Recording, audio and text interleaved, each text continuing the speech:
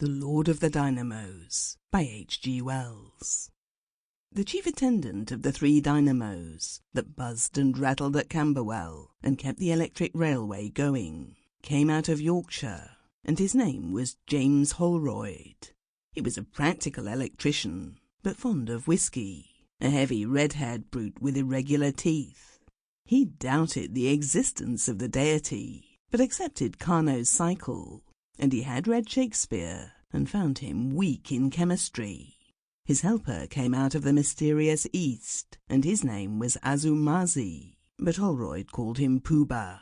Holroyd liked a Negro help because he would stand a kicking, a habit with Holroyd, and did not pry into the machinery and try to learn the ways of it. Certain odd possibilities of the Negro mind, brought into abrupt contact with the crown of our civilization, Holroyd never fully realized, though just at the end he got some inkling of them.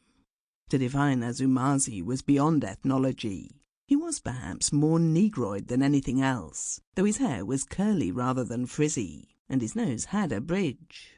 Moreover, his skin was brown rather than black, and the whites of his eyes were yellow.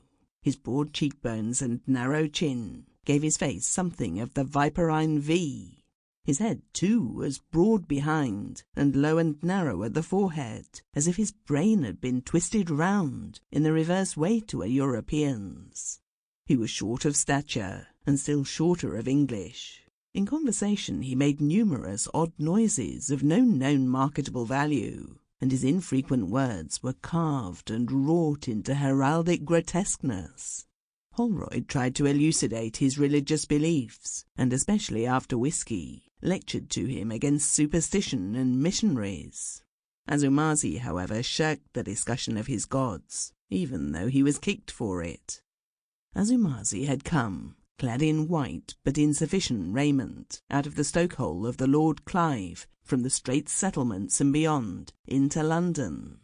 He had heard even in his youth of the greatness and riches of London, where all the women are white and fair, even the beggars in the street are white, and he had arrived with newly earned gold coins in his pocket to worship at the shrine of civilization. The day of his landing was a dismal one. The sky was dun, and a wind-worried drizzle filtered down to the greasy streets, but he plunged boldly into the delights of Shadwell, and was presently cast up, shattered in health, civilized in costume, penniless, and except in matters of the direst necessity, practically a dumb animal, to toil for James Holroyd. Sample complete. Ready to continue?